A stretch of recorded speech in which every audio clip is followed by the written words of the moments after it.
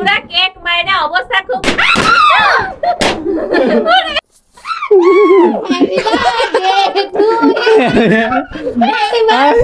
আমার নিজের বার্থডে আমি নিজে নিজে খাই। Happy birthday.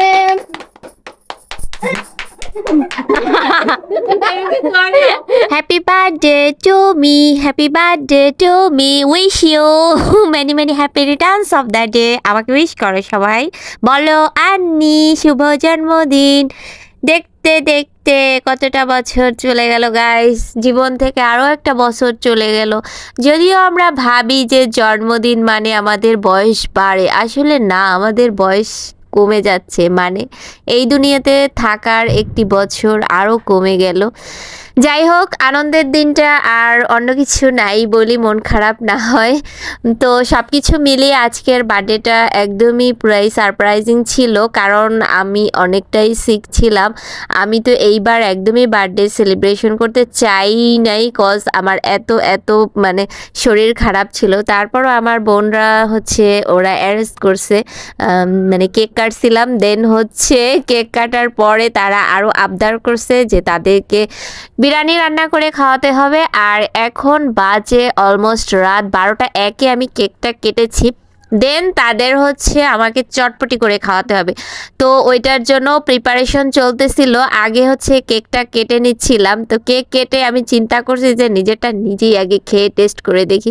তো কেকটা আজকে একটু মানে মজা কম লাগছে, আগের বারের সব কেকগুলোই অনেক মজা লাগছিল, বাট তাও অনেক মজা লাগছে। সবাই আমার কেকের দিক তাকিয়ে রয়েছে, আর আমি বলতেছিলাম তোমাদেরকে দিব না, আমি একাই খাবো, কজ আমার চকলেট কেক অনেক পছন্দ।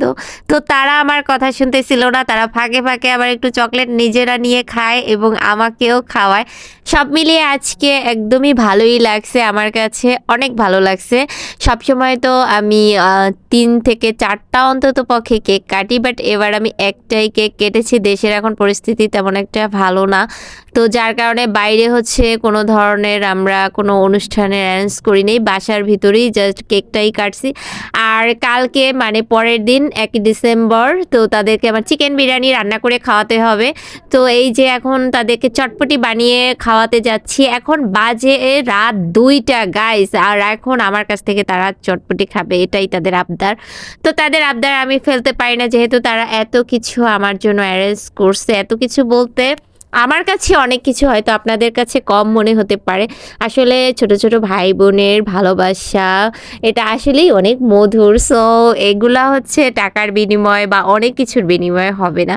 বাই দ্য ওয়ে, আমি কথা বলতে বলতে চটপটি বানিয়ে ফেলছি। আমি কিন্তু অনেক ভালো চটপটি বানাই, বাট আজকে চটপটিটা মানে তেমন একটা ভালো হয় না, বিকজ আজকে তো মুড ছিল না, আমি অনেকটাই ওই যে বললাম সিক ছিলাম। যাই হোক, তারপরও তারা সামান্য একটা আবদার করছে, তো সেটা আমি না পূর্ণ করলে কেমন হয় না, এর জন্যই ঝটাপট করে তাদের জন্য বানিয়ে ফেললাম চটপটি।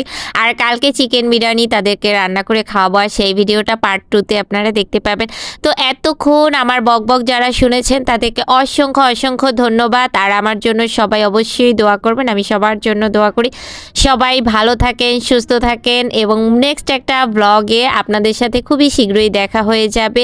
যারা আমার পেজে নতুন অবশ্যই পেজটাকে ফলো দিয়ে পাশে থাকবেন। অ্যান্ড আল্লাহ হাফেজ।